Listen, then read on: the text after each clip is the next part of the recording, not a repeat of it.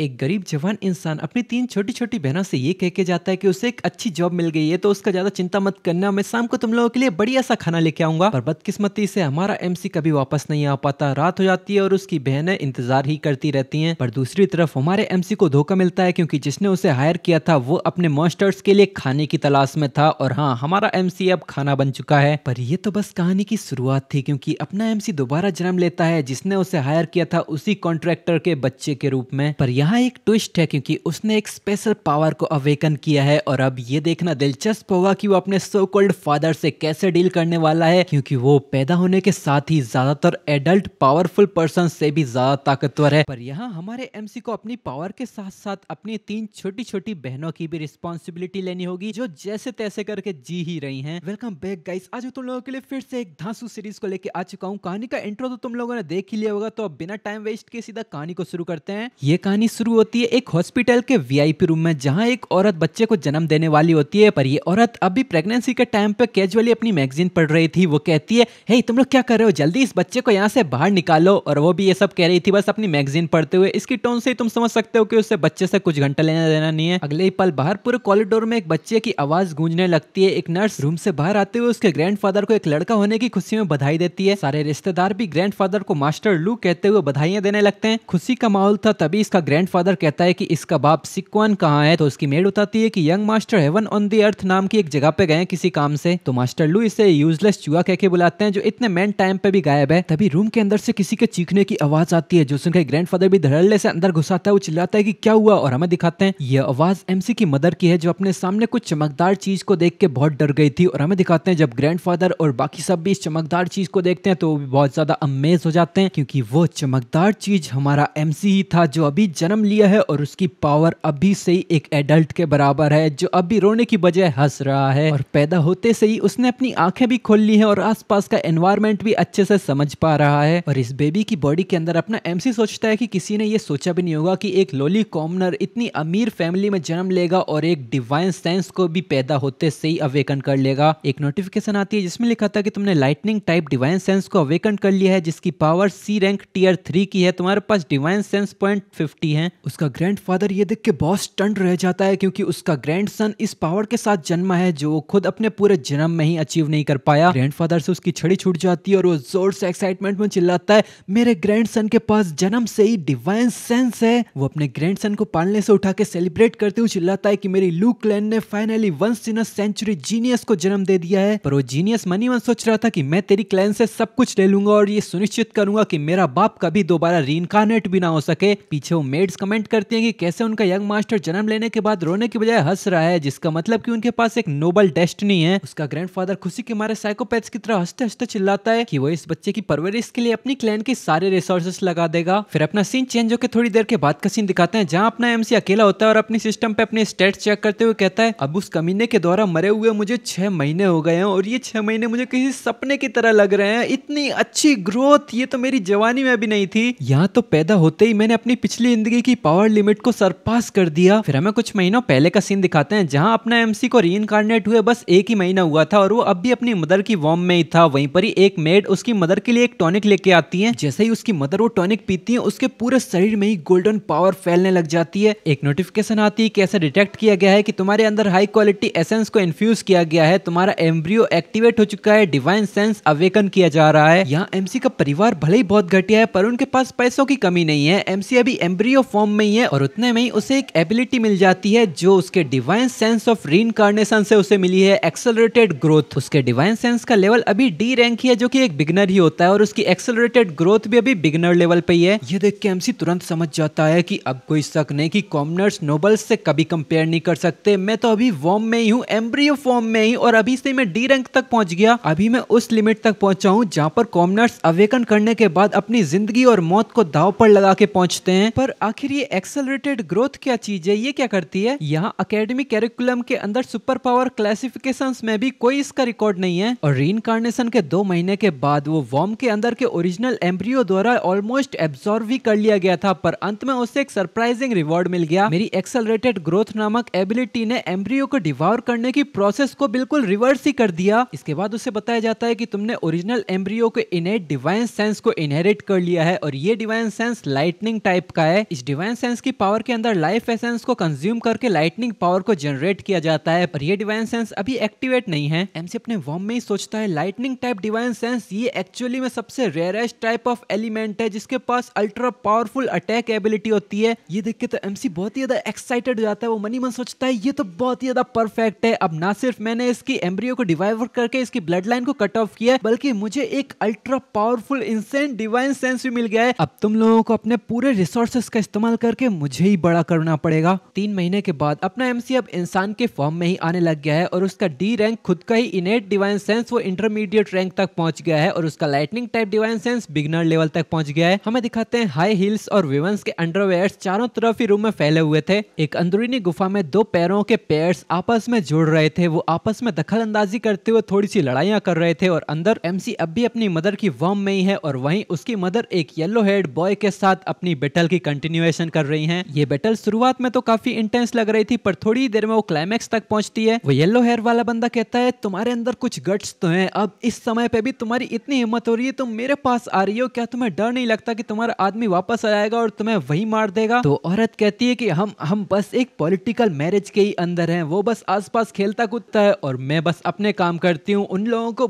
बस मेरी फैमिली की यूनिक और रेयर मेडिसिनल बॉडी कॉन्स्टिट्यूशन की जरूरत है ताकि वो अपनी ब्लड लाइन को इम्प्रूव कर सकें। और ये सब कुछ वो काफी ज्यादा आहें भरते हुए कह रही थी। वो बंदा कहता है क्या तुम्हें सच में पूरा भरोसा है कि ये बच्चा उसी का है? और अंदर ही अंदर ये आवाजें एमसी को भी सुनाई दे रही थी। वो इस सब से बहुत ज्यादा इरिटेट होने लग जाता है। तभी उसकी मदर थोड़ी और हिम्मत जुटाते हुए कहती है तू रास्कल थोड़ा और दम लगा। ये देख के तो अब एमसी को गुस्सा आने लग जाता है। वो मनी मन सोचता है क्या घिनौने लोगों की फैमिली है, कितना शोर मचा रहे हैं तुम लोग, मेरे एसेंस एब्जॉर्ब करने की स्पीड में दखल अंदाजी कर रहे हो। वो तुरंत ही अपनी उंगलियों में पावर्स को जनरेट करता है और अपना पहला लाइटनिंग शॉक सीधा इसी कपल को दे मारता है। अंदर से आवाज आती है ये क्या था? मुझे तो अंदर ही अंदर बहुत ज्यादा जलन हो रही है। अब अपना सीन यहीं पर ही चेंज होता है। हमें 6 महीने के बाद का सीन दिखाते हैं। एमसी बताता है कॉन्स्टेंटली हाई क्वालिटी एसेंस की सप्लाई की वजह से मुझे ऐसा लग रहा है कि मैं जल्द ही पैदा हो जाऊंगा। एमसी का खुद का डिवाइन सेंस डी रैंक की पीक तक पहुंच चुका है और बाकी सब तो अभी बिगिनर लेवल पे ही है। ये देख के एमसी सोच रहा था तो ये है इस औरत का रेयर बॉडी कॉन्स्टिट्यूशन, मुझे तो कुछ करने की जरूरत भी नहीं पड़ी, मैं डी रैंक की पीक तक पहुंच गया। फिर अपना सीन चेंज होता है। यहाँ एमसी का किलर मतलब कि उसका सो कॉल्ड फादर वो पेट के अंदर से ही अपने एमसी को घूर रहा था। वो कहता है कि आखिर अब ये चूहा कब बाहर आएगा? पर इस कमीने को देख के एमसी का गुस्सा वोल्केनो की तरफ फटने लग जाता है। वो इसे देखते हुए कहता है बस्टर्ड। इसे देखते ही एमसी को अपने आखिरी पल याद आने लगते हैं। ये बंदा अपनी टीम के साथ एक पर्सन को पकड़ के लेके जा रहा था। वो पर्सन चिल्ला रहा था ब्रदर वहां पर मत जाइए, वहां पर बहुत ही पावरफुल मॉन्स्टर है, उसने बहुत सारे लोगों को मारा है। और सामने ही अपना एमसी भी घायल अवस्था में था। वो कहता है ब्रदर लू जल्दी कीजिए। तभी इन लोगों ने जिस पर्सन को पकड़ कर रखा था वो इसे आसमान में उड़ा देते हैं। अपना एमसी मदद के लिए आवाज लगाता है, पर उसकी भी नजर जब इस उड़ते हुए पर्सन पे जाती है तो वो पीछे देखता है। वहीं पर ही वो उड़ता हुआ पर्सन सीधा उस मॉन्स्टर के मुंह पे जाता है और हमें बहुत ज्यादा खून उड़ता हुआ ही दिखाते हैं। इसका ब्रदर लू चिल्लाता है बस ऑलमोस्ट बस ये हो ही गया, थोड़ा सा और मेरा ये ट्रेजर कंप्लीट हो ही जाएगा, इस बंदे को भी खिला दो उसे। और ये बंदा अपना एमसी था जो उस मॉन्स्टर से फाइट करके किसी तरह बच गया था और अब वो ब्रदर लू का ये चेहरा देख के उसे मारने के लिए आ रहा था, पर ब्रदर लू अब भी हंस रहा था। तभी लू अपनी एबिलिटी का इस्तेमाल करता है और एक ट्री वाइन निकल के सीधा एमसी के आर पार हो जाती है। ये देख के तो एमसी पूरी तरह से सदमे में चला जाता है। उसे समझ में नहीं आता कि इतनी स्पीड से कैसे हुआ। और सामने से लू तो बहुत जोर जोर से पागल सनकियों की तरह हंस रहा होता है और वो चिल्लाता है डिवाइन सेंस कॉम्बैक्ट। हाँ यही प्राइस होता है जब तुम खुद को कुछ ज्यादा ही ओवर एस्टिमेट कर लेते हो। और इसको हंसता देख के एमसी मनीवन सोचता है ये जी फैमिली का कुत्ता कमीना। फिर लू हंसते हुए पीछे मुड़ जाता है और अपनी वाइन के थ्रू इसको झटक के सीधा मॉन्स्टर की तरफ ही फेंक देता है। और अपना एमसी सोचता है कि इस बंदे ने हमें ट्रिक करके यहाँ पर बुलाया और मैंने तो कभी सोचा भी नहीं था कि मैं किसी फूड की तरह इस्तेमाल किया जाऊंगा। डैम इट, अगर मैं यहाँ मारा गया तो मेरी सिस्टर का क्या होगा? उसके दिमाग में पास्ट की बातें गूंजने लगती हैं। वो अपनी सिस्टर से कह के गया था कि तुम्हारे बिग ब्रदर को बहुत ही जल्दी खत्म करने वाला काम मिल गया है, वो इसे जल्दी खत्म करके वापस आ जाएगा, तो तुम लोग पहले ही खाना वाना खा लेना। वो यही कह के यहाँ से चला गया था, पर अब रात हो चुकी थी और उसका बिग ब्रदर अभी तक नहीं आया था। उनकी सिस्टर्स कह रही थी कि बिग ब्रदर कब वापस आएंगे। अपनी सिस्टर्स को याद करके यहाँ एमसी बहुत ही ज्यादा गुस्सा हो गया था। वो मनी में सोचता है डैम इट, तेरी वजह से मैं अपनी छोटी बहनों से अलग हो गया। वो अपनी पार्ट्स को जमा करता है और सीधा सामने इस गधे के ऊपर ही लॉन्च कर देता है है जो अब भी एमसी की तरफ उंगली कर रहा था, पर तभी उसका पंच आता है और सीधा इसके मुंह में ही लगता है। ये पंच सीधा इसका थोपड़ा ही बिगाड़ देता है और ये अटैक था divine sense martial fist fatal stage attack. इस पंच के फोर्स से ही ये बंदा खून खांसते हुए दूर कमरे के कोने में जाके गिरता है। इसकी भी चीख निकल जाती है और एमसी अब भी मुक्केबाजियां कर रहा होता है। उसकी मदर चिल्लाती है, डैम इट, ये चूहा तो अब भी रंबलिंग कर रहा है। तभी ग्रैंडफादर भी एक नर्स के साथ वहां आते हैं और वो कहते हैं जल्दी करो, देखो यहाँ पर क्या हो रहा है। तो नर्स भी हाँ करती है और फटाफट अपने काम पे लग जाती है। वो चेक करके बताती है कि यंग मास्टर बहुत ही गिफ्टेड है, वो पैदा होते ही एक स्पेशल पावर के साथ आएंगे। उनकी ग्रोथ स्पीड बाकी बच्चों से बहुत ही ज्यादा तेज है और वो तो बस पैदा ही होने वाले हैं। उसकी मदर जोर जोर से चीखें लगा रही थी क्योंकि एमसी इसके अंदर से बहुत ही तेजी से एनर्जी इसको एब्जॉर्व कर रहा था और वो मनी मन सोच रहा था, ये तो बहुत बुरा हुआ, मेरे रीइंकार्नेशन के बाद अभी तक मैं बस डी रैंक की पीक तक ही पहुंच पाया और मैं बस थोड़ी ही देर में ब्रेक थ्रू करने ही वाला था और इतने में मेरे पैदा होने का भी समय हो गया। हाँ चलो जो भी हो, अब मेरे जाने का समय हो गया है तो मैं जितनी ज्यादा हो सके उतनी ज्यादा एनर्जी को एब्जॉर्व करूंगा। यहाँ अब भी कुछ सरप्राइजेस हैं। उसकी मदर तो दर्द के मारे पागल ही हो रही थी। वो जोर से चिल्लाती है, जल्दी करो, मेरे लिए सबसे बेस्ट डिलीवरी टीम को बुलाओ। और ये थी एमसी के अपने मदर की वॉर्म की सारी कहानी और हॉस्पिटल में कैसे वो डिलीवरी हुई हो तो तुमने पहले ही देख लिया है। फिर एमसी बताता है कि जब मैं पूरे 1 महीने का हुआ तो लू फैमिली ने मेरे 1 महीने के बर्थडे के लिए एक बहुत बड़ी पार्टी रखी। यहाँ कई सारे मेहमान आए थे जो इस ओकेशन के लिए बहुत सारे गिफ्ट लेके आए थे। अंदर बहुत ही ज्यादा नाच गाना चल रहा था और अपना छोटा सा 1 महीने का एमसी एक सुंदर सी मेड की गोदी में बैठे बैठे हंस रहा था। तभी कोई मास्टर लू को उसके ग्रैंडसन के जन्मदिन की बधाइयां देता है। फिर वही बंदा मिस्टर लू और मिसेस लू की तरफ भी मुड़ के एक गिफ्ट उनकी तरफ आगे बढ़ाते हुए कहता है, आपके नोबल सन के बेटे के जन्मदिन के तौर पर मैंने ये छोटा सा गिफ्ट तैयार किया है। यंग मास्टर का भविष्य जरूर बहुत ही स्प्लेंडर एंड ब्राइट होगा। इसे देख के हमारा एमसी थोड़ा नाखुश लग रहा था। वो मनी मन सोचता है, ब्रदर चैन। फिर अपने दांत पीसते हुए सोचता है, नहीं, अब मेरे सामने वही दुश्मन है जो मुझे मेरे ही सिबलिंग से अलग करने की वजह है।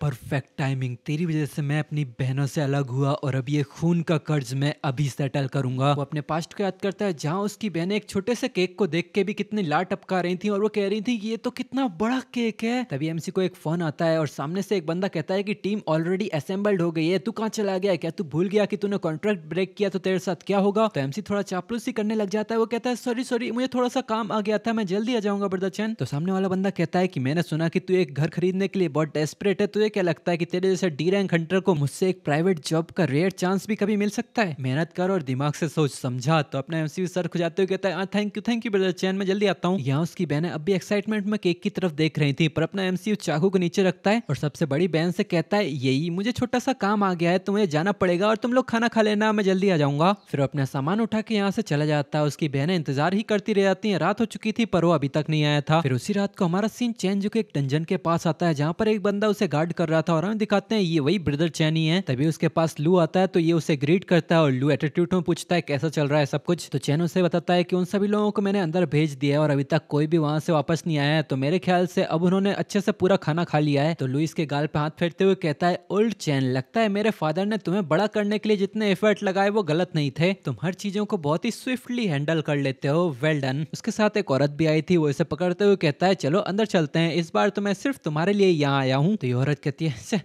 ये सब कुछ बस जी फैमिली के एक बच्चे को बड़ा करने के लिए ही है। अगर तुम्हारी जी फैमिली आगे ऊंचाई ना चढ़ना चाहती होती तो क्या तुम कभी इतना पैसा खर्च भी कर पाते। ये सब कुछ बस हमारी फैमिली के मैरिज अलायंस की वजह से है। फिर ये चारों अंदर चले जाते हैं और अंदर जाते समय पे इन्हें एमसी का एक दोस्त मिल जाता है जो भागने की कोशिश कर रहा था, तो वो लोग इसे पकड़ लेते हैं और अंदर ले जाने लगते हैं। इसका दोस्त चिल्लाता है, अंदर मत जाओ, अंदर बहुत ही पावरफुल मॉन्स्टर है। लू एटीट्यूड में कहता है, ये सर्वाइवर कहाँ से आया, अगर खाना काफी नहीं हुआ तो तुम्हें स्पिरिचुअल पिल्स नहीं मिलने वाली। तो चैन थोड़ा हिचकिचाते हुए अपना सर खुजाते हुए कहता है, मुझे नहीं पता कि ये सब तो बस एक डी रैंक नोबडीज का झुंड है, ये तो सेंस ही नहीं बनाता कि ये सब उस मॉन्स्टर के सामने अब भी जिंदा हैं। तो ये लोग भी इस मैटर को टालते हुए आगे बढ़ जाते हैं, पर तभी लू देखता है कि उसके मॉन्स्टर के पैर के ऊपर एक घाव है और उस मॉन्स्टर के सामने एक बंदा अब भी खड़ा है जो बहुत जोर जोर से हाँफ रहा है और हमें दिखाते हैं ये अपना एमसी है जो घायल है बहुत ज्यादा, पर अब भी सामने खड़ा है लड़ने के लिए एकदम तैयार। तभी लू वहां जाता है और वो गुस्से में चिल्लाता है, आखिर ये चीज अब कहां से आई है, इसकी इतनी हिम्मत, इसने एक्चुअली मेरी चीजों को डैमेज किया। तभी कोई ये चैन को आवाज लगाता है। अब हमें पता चला है कि अपना एमसी का नाम ये चैन है। ये चैन पीछे मुड़ के देखता है तो वो कहता है, ब्रदर चैन आप फाइनली बैकअप ले आए।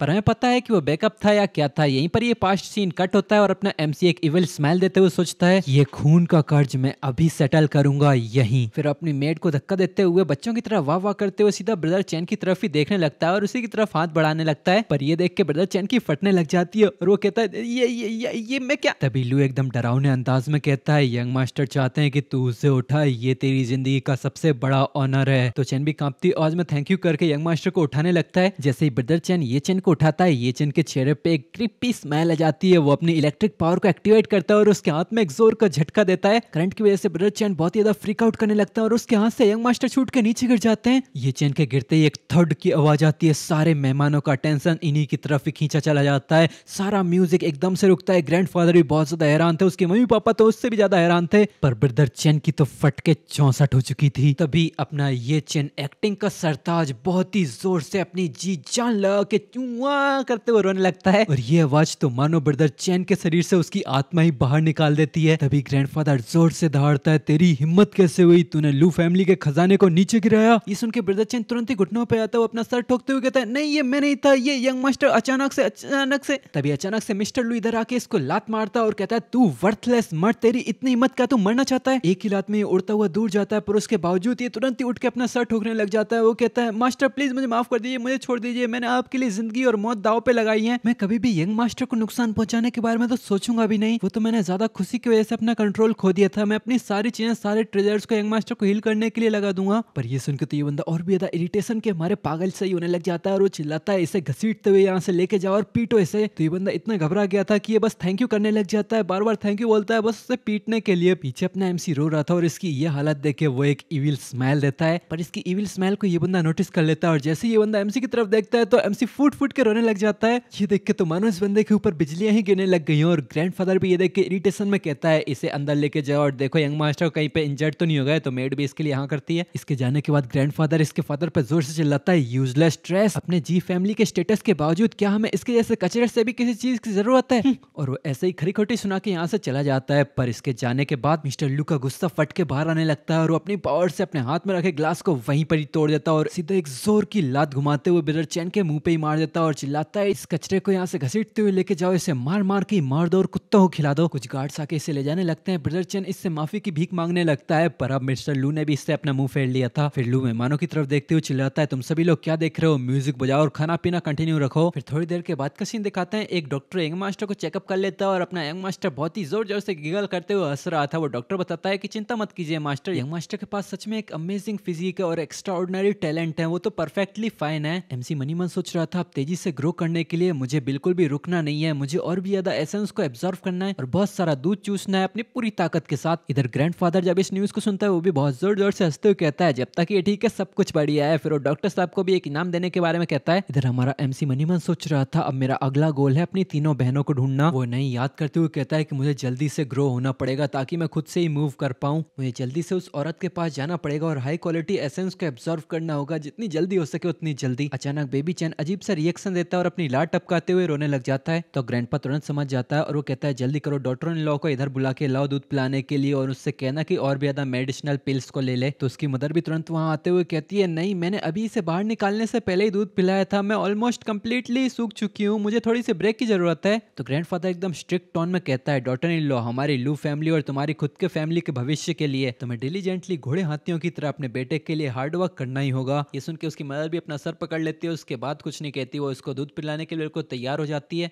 ये चैन को वहां पे लाया जाता है, पर ये चैन वो तो एकदम पूरी जी जान लगा के तैयार था सब कुछ चूसने के लिए। ये देख के तो उसकी मदर के भी पसीने छूटने लग जाते हैं और जब ये चैन दूध पीना शुरू करता है तो उसकी मदर की भी चीखें निकलने लग जाती हैं। वो चिल्लाती है, तू छोटे चूहे, थोड़ा आराम से चूस, थोड़ा आराम से चूस, धीरे कर, ये मुझे फिर से सुखा देने वाला है। ये देखे उसका ग्रैंडफादर चिल्लाता है, जल्दी करो और भी ज्यादा नरिशिंग सूप लेके आओ। फिर अपना सीन चेंज होता है, उसकी मदर हॉट स्प्रिंग में नहा रही होती है, पर अपना एमसी अब भी उससे चिपक के दूध पी रहा था। वो नहा धो के बिल्कुल तैयार हो चुकी थी, पर अपना एमसी अब भी उससे दूध पीरा जा रहा था। उसकी मदर इरिटेशन में चिल्लाती है, आखिर तू कब तक चूसने वाला है, क्या मैं अपनी पिछली जिंदगी से तुझसे कुछ उधार लेके बैठी हूँ। फिर अपना सीन चेंज होकर 3 महीने के बाद को दिखाते हैं। यहाँ अपना एमसी अब रेंगने लगा है, उसकी मेड भी उसकी स्पीड से कीप अप नहीं कर पा रही है और वो चिल्लाती है, यंग मास्टर धीरे धीरे, आखिर आप जाना कहाँ चाहते हैं। अब ये चैन की स्पीड थोड़ी स्लो हो चुकी है क्योंकि 3 महीने में उसका सिर्फ लाइटनिंग डिवाइन सेंस ही इंटरमीडिएट रैंक तक पहुंचा है। और एमसी अपने मनी मन सोचता है कि मुझे अपनी पिछली जिंदगी में पूरा 1 साल लगा था डी रैंक बिगिनर से डी रैंक इंटरमीडिएट तक पहुंचने में, मैंने पूरा 1 साल लगा दिया एडवांसमेंट रिसोर्सेज को ही पाने में, और इस समय मैंने डेस्परेटली बहुत सारे लो लेवल पोर्टल मिशंस को लिया, कंटिन्यूअसली खतरे से फाइट की और काउंटलेस टाइम इंजर्ड हुआ। और हर बार डिवाइन सेंस को लेवल अप करने के बाद इसे दोबारा लेवल अप करने के लिए टाइम और इसके एसेंस का अमाउंट भी डबल हो जाता था। और अब मैं बस 3 महीने में ही डी रैंक बिगिनर से इंटरमीडिएट तक पहुंच गया हूँ, वो भी बस दूध पी के। और हमें दिखाते हैं ये चैन रेंगते रेंगते अब डाइनिंग टेबल तक पहुंच चुका है, जहाँ उसकी मदर भी खाना खा रही है। ग्रैंडफादर जब ये देखता है तो बहुत ज्यादा गुस्सा हो जाता है। वो गुस्से में चिल्लाता है, आखिर कौन है वो जो ऐसे ही यंग मास्टर को घूमने दे रहा है बिना किसी की देखरेख में? क्या हुआ कि उसे अगर कोई चोट लग गई तो? ग्रैंडफादर को गुस्सा देख के वो मेड बहुत ज्यादा घबरा जाती है। वो घबराते हुए कहती है,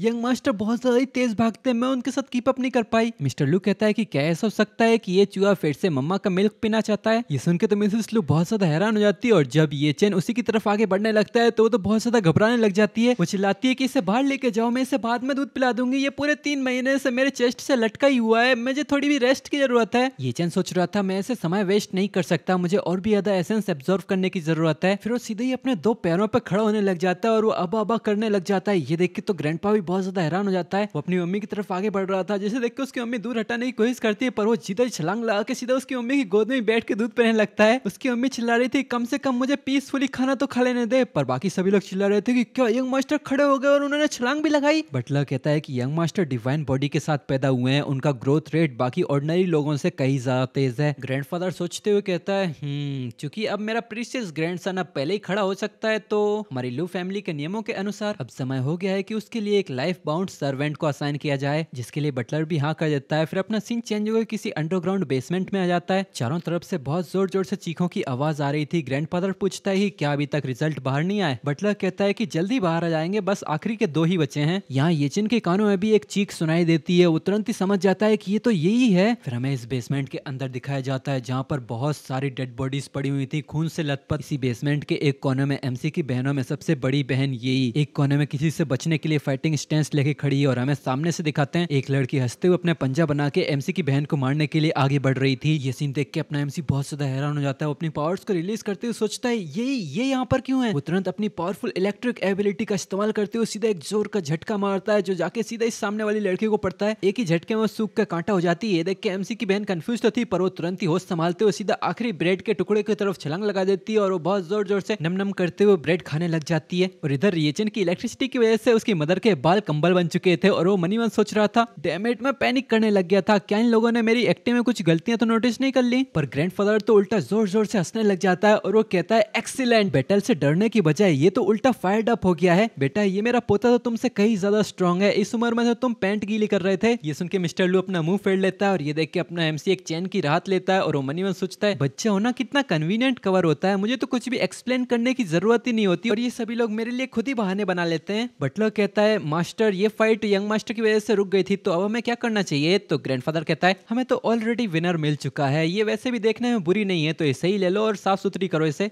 अच्छे मैनर सिखाओ और इसे वापस ले आना। इधर यही अब भी लालचियों की तरह उस छोटे से ब्रेड के टुकड़े को ही पूरी तरीके से खा रही थी। फिर ये लोग यहाँ से चले जाते हैं और हमारा सीन चेंज होता है। इधर हमें येचन को दिखाते हैं, जो पालने में बैठे बैठे ही यी को आवाज लगा रहा था और अब यहाँ यी को पूरी तरीके से मेड के तौर पर तैयार कर दिया गया है। बटलर इसे बताता है, आज के बाद से तुम ऑफिशियली लिटिल यंग मास्टर की लाइफ बाउंड सर्वेंट हो। अगर तुम जिंदा रहना चाहती हो तो अच्छे से लिटिल यंग मास्टर को प्रोटेक्ट करना, भले इसके लिए तुम्हारी जान ही क्यों ना देनी पड़े। और जब वो बड़े हो जाएंगे तो ये भी तुम्हारी रिस्पॉन्सिबिलिटी है कि उन्हें एक प्रॉपर एडल्ट कैसे बनना है वो भी सिखाना। In short little young master तुमसे जो भी बोले तुम्हें वो सब कुछ करना है। क्या तुम्हें समझ में आया? इसके लिए यही भी अपना सर हिला के हाँ करती है। तो बटलर कहता है, बहुत अच्छे, तो आज के बाद से तुम हमेशा ही लिटिल यंग मास्टर के साइड रहोगी हर समय, और जब वो सो जाए तो तुम प्रैक्टिस के लिए ट्रेनिंग हॉल की तरफ निकल जाना। और वो यही बोल के दरवाजा लगा के यहाँ से चला जाता है। अब इस रूम में बस यही और एमसी थे। एमसी हाथ हिला के यही करते हुए यही को आवाज लगा रहा होता है, पर यही बस डार्क लुक के साथ उसकी तरफ बढ़ती जा रही थी। फिर यही अपने डार्क लुक के साथ ही अपना चाकू बाहर निकालती है। ये देख के तो अपना एमसी बहुत घबरा गया था। वो कहता है,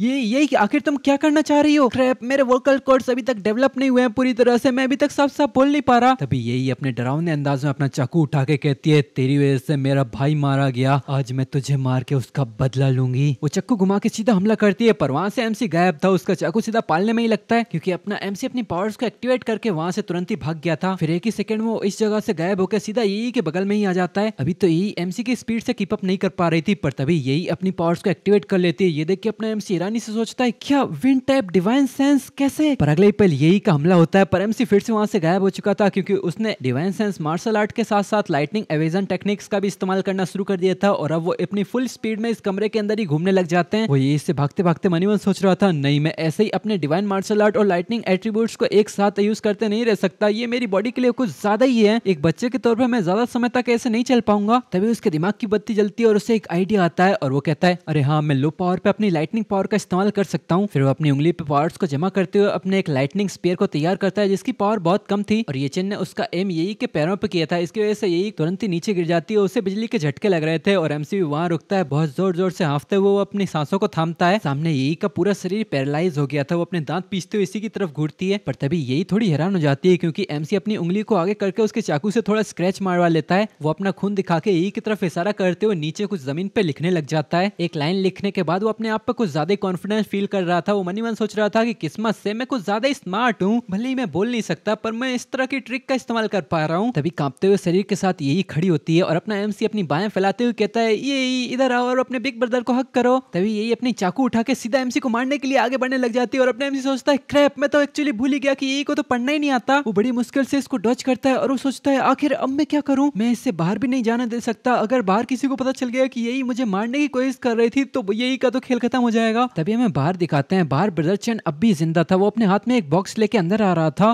पर चैन बचा कैसे है, वो अपने पास्ट को याद करता है। इधर मिस्टर लू गुस्से में कहता है, अगर तू अभी भी मेरे लिए थोड़ा यूजफुल ना होता तो अब तक तो मैं तुझे ऑन द स्पॉट ही मार देता। और सामने घायल ब्रदर चैन कहता है, थैंक यू यंग मास्टर लू, आपकी ग्रेट मर्सी के लिए बहुत बहुत शुक्रिया, मैं आपसे और भी ज्यादा हार्ड वर्क करूंगा। तो मिस्टर लू पीछे मुड़ जाता है और वो कहता है कि मेरे पापा तुझसे बहुत ज्यादा गुस्सा है, कोई तरीका ढूंढ जिससे तू उस छोटे चूहे को खुश कर सके। अगर वो खुश होता है तो मेरा ओल्ड मैन भी तेरे लिए चीजें मुश्किल नहीं करेगा। तो ब्रदर चैन भी कहता है, हाँ हाँ मैं सब कुछ करूंगा छोटे यंग मास्टर को खुश करने के लिए। अब सीन रियलिटी में आता है जहाँ वो इस बॉक्स को देखते हुए सोचता है, लू फैमिली के पास किसी भी चीज की कमी नहीं है, छोटे मालिक किसी भी ऑर्डिनरी चीज से इंप्रेस नहीं होने वाले। मैंने अपना सब कुछ बेच दिया ताकि मैं ब्लैक मार्केट से इस चीज को खरीद सकूं, इसे डेफिनेटली यंग मास्टर को हैप्पी करना ही होगा। तभी उसे सामने से किसी के रोने की आवाज आती है। ये देख के वो सोचता है, ये तो लिटिल यंग मास्टर की आवाज है, आखिर उन्हें अब क्या हुआ। फिर वो आराम से दरवाजा खोलता है और वो कहता है, लिटिल यंग मास्टर। वो जब सामने देखता है तो वहाँ उसी की मेड उसी को ही मारने के लिए आगे बढ़ रही थी और एमसी जब इस बंदे को देखता है तो उसके चेहरे पे एक क्रीपी स्माइल आ जाती है। ये स्माइल देख के ये बंदा भी गुस्से में अपने दांत पीस लेता है और इधर एमसी पीछे छलांग लगा के तुरंत ही यही का चाकू वाला हाथ पकड़ लेता है और अपने दूसरे हाथ से एक इलेक्ट्रिक शॉक देते हुए यही को वहां पे ही पैरालाइज कर देता है। एक ही झटके में यही पैरालाइज होकर गिर जाती है और गिरते हुए चाकू को एमसी एक ही हाथ से पकड़ता है और बिना किसी हिचकिचाहट के अपने ही छोटे से हाथ से अपने ही हाथ के ऊपर एक घाव दे मारता है। ये सीन देख के तो ब्रदर चैन की फट के 64 हो जाती है। फिर अपना एमसी तुरंत ही अपना चाकू उठा के सीधा ही चैन की तरफ फेंक देता है। ये देख के वो हैरानी से उसकी तरफ देखता है और चाकू की तरफ हाथ आगे बढ़ाता है तो उड़ता हुआ चाकू सीधा उड़ते उड़ते उसके हाथ में ही आके गिर जाता है और वो कहता है, ये उसके हाथ में रखा बॉक्स फिसलते हुए सीधा नीचे गिर जाता है और अपना एमसी एक जोर की सांस लेता है और बहुत ही जोर से वाह करते हुए रोने लग जाता है। उसने एक ऐसा सीन बना दिया था जहां उसकी मेड ही उसे प्रोटेक्ट करते करते वहीं पे बेहोश हो चुकी है और अपना एमसी भी घायल होते हुए अब रो रहा है और इस सब का कल्प्रिट अपने हाथ में खूनी चाकू लिए सामने खड़ा खड़ा ये सब देख रहा है। तभी पूरा परिवार भी धड़ल्ले से अंदर घुस आता है और ग्रैंडफादर चिल्लाता है, आखिर यहाँ क्या चल रहा है। तभी उसकी नजर सामने अपने ग्रैंडसन की तरफ जाती है जो अपनी मेड के ऊपर फूट फूट के रो रहा था। ये देख के तो सभी लोग शॉक हो जाते हैं, इवन मिस्टर लू के भी पसीने छूटने लगते हैं और वो फुद्दू चैन उल्टा ही खूनी चाकू इन्हीं की तरफ पॉइंट करते हुए कहता है, हाँ भी ये। उसका ग्रैंडफादर ये देख के चिल्लाता है, आखिर इस कमीने को अंदर किसने आने दिया, तू मेरे पुत्र को चाकू से मारना चाहता है क्या, तू मौत की तलाश में। तो चैन कहता है, क्या मैं। पर जब वो बगल में अपने हाथ में खूनी चाकू को देखता है तो उसकी आंखें फटी रह जाती है। वो अपना चाकू फेंकता है, नहीं ये मैं नहीं था। पर वो कुछ बोल पाता उससे पहले ही एक उड़ता हुआ मिस्टर लू का मुक्का आता है और वो कहता है, अगर ये तू नहीं था तो और कौन था, डैम इट, मैंने तुझे एक मौका दिया था, तू फिर भी एक्चुअली मेरे बेटों को ही नुकसान पहुंचाना चाह रहा था। तो ब्रदर चैन अब एक्सप्लेन करने लग जाता है कि मैं तो यहाँ एक गिफ्ट डिलीवर करने के लिए आया था, जब मैं यहाँ से गुजर रहा था तो मैंने देखा ये लड़की उस छोटे मालिक को असिसिनेट करने की कोशिश कर रही थी। तभी छोटे मालिक ने इसके हाथ से चाकू लिया और एक्सीडेंटली खुद को ही नुकसान पहुंचा लिया और फिर वो चाकू मेरी तरफ फेंक दिया। तभी एमसी और भी ज्यादा जोर जोर से रोने लग जाता है। ये देख के तो ये बंदा और भी ज्यादा परेशान होने लगता है। मुझे पता है कि आप लोगों को मेरे ऊपर भरोसा नहीं हो रहा है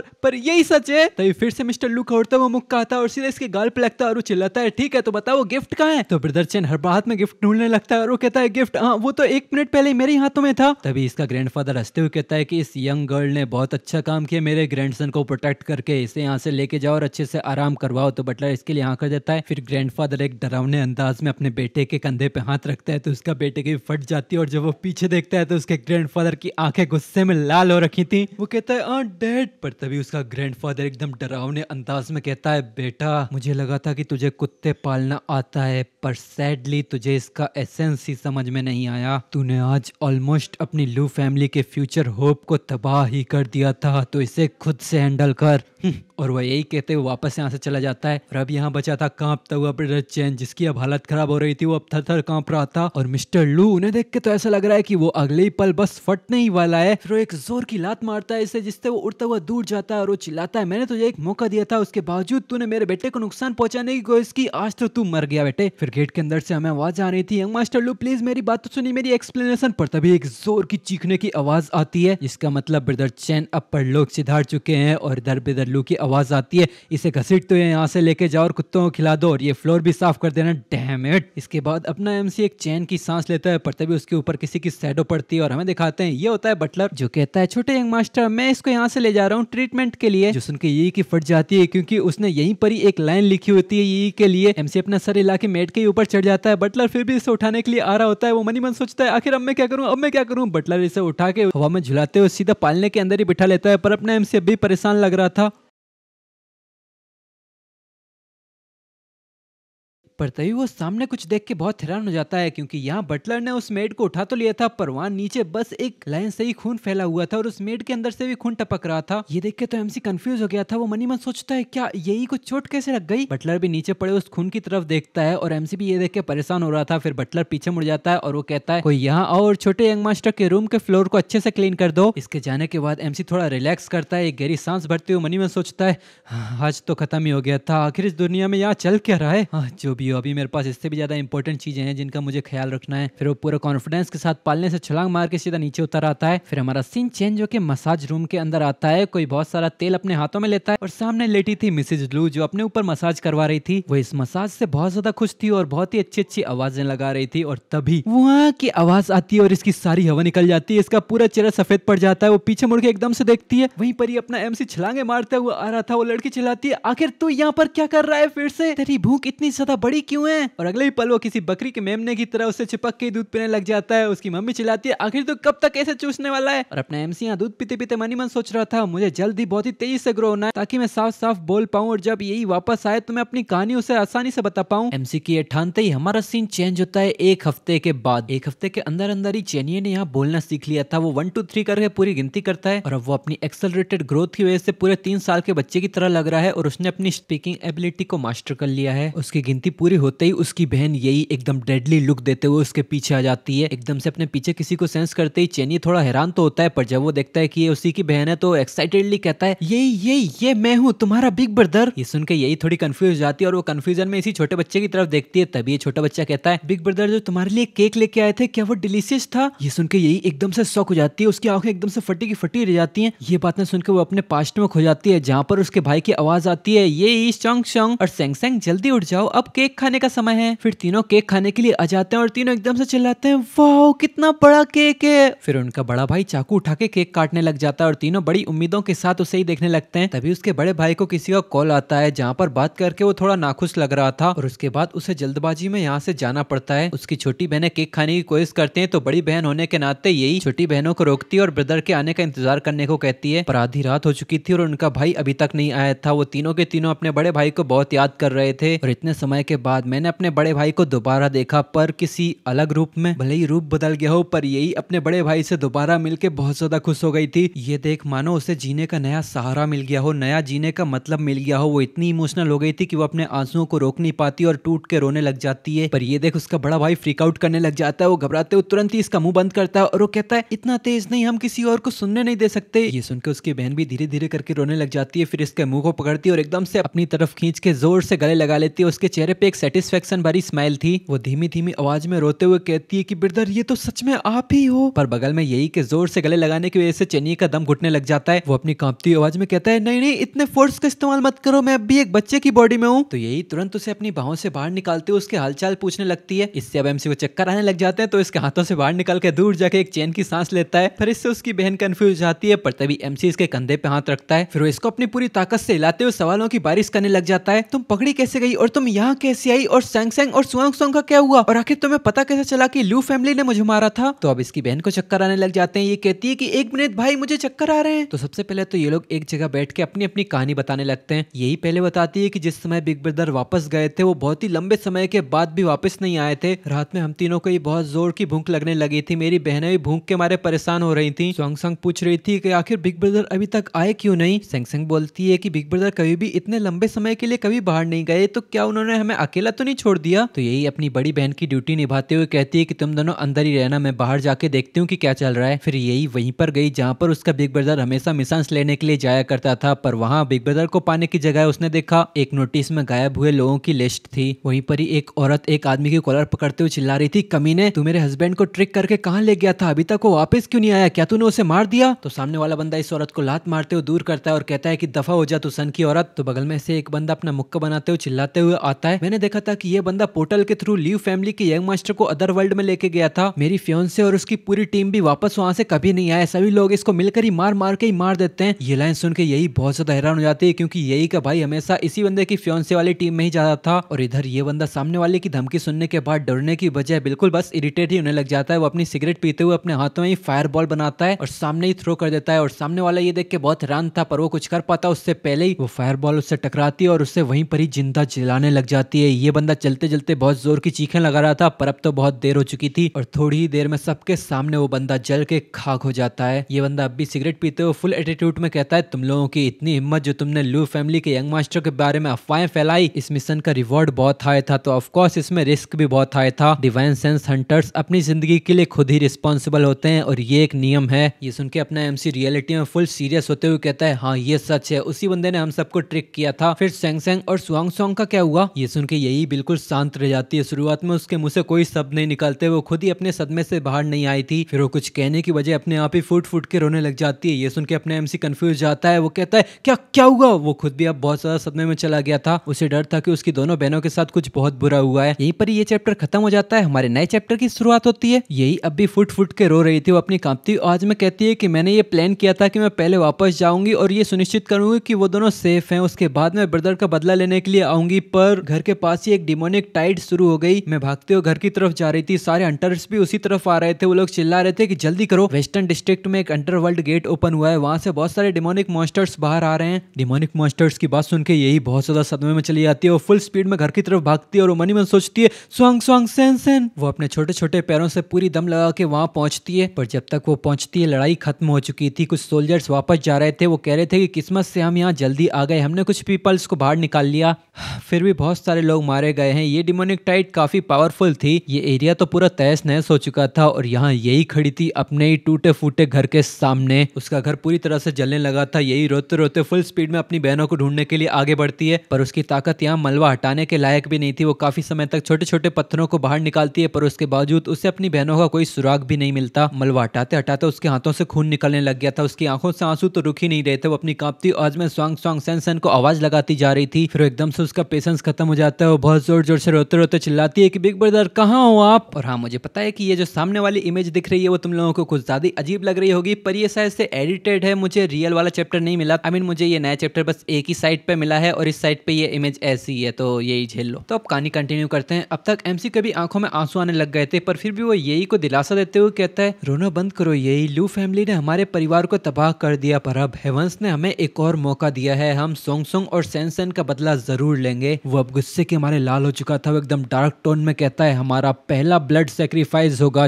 चैन। फिर हमारा सीन चैन जो कि एक बेसमेंट में आता है, जहाँ पर एक अंधेरे कमरे में खून बिखरा हुआ था। यहीं पर इन सेल्स में से एक के अंदर ये ब्रदर चैन भी था। वो सलाखों को हिलाते हुए चिल्ला रहा था कि यंग मास्टर लू, मैं इनोसेंट हूँ, मैं सच में बस गिफ्ट डिलीवर करने ही आया था। तभी पीछे से क्लिक की आवाज आती है, जैसे कोई स्विच चालू हो गया हो, और हमें दिखाते हैं पीछे उस सेल के अंदर एक दरवाजा खुल चुका था, जिसके अंदर से एक डीमन जैसा कुत्ता बाहर आता है। ये देख के इस बंदे की फटके 64 जाती है। वो घबराते हुए चिल्लाता है, नहीं नहीं नहीं नहीं प्लीज प्लीज प्लीज। इस मॉन्स्टर को देख के उसने पैंट में ही मूत दिया था, पर उस मॉन्स्टर को घंटा फर्क नहीं पड़ता। और अगले ही पल हमें बस सेल के अंदर से उस चैन की चीखने चिल्लाने की आवाजें ही आती हैं। और अपना एमसी इसी लू फैमिली को इमेजिन करते हुए बताता है कि अब आगे मैं इस पूरी लू फैमिली को उलट पलट के रख दूंगा, चलो इन घमंडी विलन्स को नर्क तक पहुंचाते हैं। जो सुन के यही भी मोटिवेट हो जाती है और वो फिर से अपने सदमे से बाहर आते हुए पूरे जोश में बोलती है, ब्रदर आप जो बोलोगे मैं वो सब करूंगी। फिर वो कहती है, मुझे याद आया, मेरे पास तो एक मिशन भी है। जो सुन के अपना एमसी कहता है, क्या कौन सा मिशन। तो यही एमसी को आसमान में उड़ाने लग जाती है और वो कहती है कि अब यही तुमको नहलाएगी। तो एमसी कहता है, क्या क्या बोला तुमने, नहीं तुम ये नहीं कर सकती, मैं तुम्हारा भाई हूँ। तो यही हंसते हुए कहती है कि पर हम ब्लड रिलेटेड सिबलिंग्स तो नहीं है, और इसके अलावा अब यही तुम्हारी मेड है जो तुम्हारे हर डेली नीड्स के लिए रिस्पॉन्सिबल है, और ये मेरा मिशन है, पर अगर यही ने अपना मिशन कंप्लीट नहीं किया तो उसे पनिश किया जाएगा, तो चलो अंदर चलते हैं। वो उसे फोर्सफुली उठाते हुए बाथरूम में ले जाने लग जाती है। अपने एमसी रेसिस्ट करने के लिए चिल्लाता रहता है, नहीं मैं नहीं जाना चाहता। पर अब अंत में वो टब में खड़ा है और उसकी सो कॉल्ड मेड उसके नहाने की तैयारी करने लग गई है। फिर यही उसके पास आके हाथ बढ़ाती है और वो कहती है कि अब समय है तुम्हारे कपड़े उतारने का। जो सुन के येचन के पसीने छूटने लग जाते हैं और वो अपने कांपती आवाज में कहता है नहीं नहीं मैं ये खुद कर सकता हूँ, मैं ये उतार लूंगा, तुम वहीं रुक जाओ। पर यही उसकी एक नहीं सुनती और सारे कपड़े खुद ही उतारने लगती है। इवन वो ये करते हुए बहुत खुश भी लग रही थी, पर भले ही ये बस 6 महीने का बच्चा है पर इसके अंदर दिमाग तो एक एडल्ट का ही है ना। वो पूरी दम लगा के रेसिस्ट करने की कोशिश करता है, पर अगले ही पल एमसी टब के बाहर नंगा खड़ा था और यही उसकी टुच की टुइयां देखते हुए कहती है ओह तो ये वही लेजेंडरी विली है जो हर लड़के के पास होती है, ये देखने में थोड़ी क्यूट तो है। ये शब्द येचन की दिल दिमाग में छेद कर जाते हैं। उसने अपनी दोनों जिंदगियां मिला के इतनी बेइज्जती नहीं झेली होगी जितनी इस मोमेंट पे झेली है। देखने से उसकी आत्मा ही बाहर आ चुकी थी और उसके आंसू रुकना बंद ही नहीं हो रहे थे। वो अपनी टुच की टुइयां छुपाते हुए कहता है इधर मत देखो मैं तुम्हारा भाई हूँ। तो यही बड़ी इनोसेंट तरीके से कहती है कि पर अब मैं तुमसे बड़ी हूँ ब्रदर, क्या पहले आप भी हमें ऐसे ही नहलाया धुलाया नहीं करते थे, अब यही की बारी। वो अब पीछे मुड़ के अपनी मेड आउटफिट उतारने लग जाती है जो सुन के एमसी फ्रीक आउट करने लग जाता है। वो चिल्लाता है क्या। येचन पीछे मुड़ के अपनी आंखें बंद कर लेता है और पीछे यही भी अपने कपड़े चेंज करने लगती है। उसने येचन को नहलाने के लिए सारी तैयारियां पहले ही कर ली थी और अब वो टॉवेल लपेट के येचन को नहलाने लग जाती है। पर इतना सब होने के बाद अब येचन बिल्कुल स्टैचू बन चुका था, उसके मुंह से एक शब्द नहीं निकल रहा था। फिर यही येचन के बाल धोते हुए कहती है ब्रदर बाहर सभी लोग अपनी जान को दांव पे लगाते रहते हैं बस थोड़ा से खाने के लिए, नहाना तो उनके लिए ऐसा है जिनके बारे में उनकी सोचने की भी हिम्मत नहीं होगी। फिर यहाँ के लोग रोज रोज क्यों नहाते हैं और ये लोग रोज रोज इतना सारा स्वादिष्ट खाना खाते हैं और फिर जो भी बच जाता है वो कुत्तों को खिला देते हैं, ऐसा क्यों। जो सुन के अपना एमसी सदमे से बाहर आता है और गुस्से में अपने दांत पीसते हुए कहता है फेयरनेस एक ऐसी चीज है जिसे पाने के लिए हमें खुद अपने हाथों से लड़ना होता है। पर तभी वो कुछ देख के फिर से सदमे में चला जाता है क्योंकि उसे कुछ ज्यादा ही कुछ फील हो रहा था, क्योंकि यही नीचे की तरफ रगड़ते हुए कहती है कि अब यही यहाँ पर भी स्क्रब कर देगी। ये देख के एमसी का मुंह फटा का फटा ही रह जाता है और उसकी आंखें तो आई सॉकेट से बाहर ही आने लगती हैं। फिर अब बस हमें बाथरूम से एमसी की रोती हुई आवाजें ही आ रही थी, हे मैं इस पार्ट को खुद ही कर सकता हूँ। यही चिल्ला रही थी नहीं ये कुछ ऐसा है जिसके लिए यही को ऑर्डर मिला है। इसी के साथ अपना सीन चेंज होता है, नहाना धोना कंप्लीट हो चुका है। यही अब एमसी के कपड़ों की घड़ी मार के रख रही थी। बस येचन थोड़ा सदमे में था, उसकी पूरी दुनिया ब्लैक एंड व्हाइट हो चुकी थी। उसे ऐसा लग रहा था कि बस जमीन में गड्ढा खोद के अपना मुंह घुसा लूं। फिर धीरे धीरे करके उसके इमोशंस वापस आने लगते हैं, पर अभी जो हुआ उसका ट्रॉमा अब भी उसके दिमाग में था, उसका पूरा शरीर कांप रहा था और वो मन ही मन सोचता है ये कितनी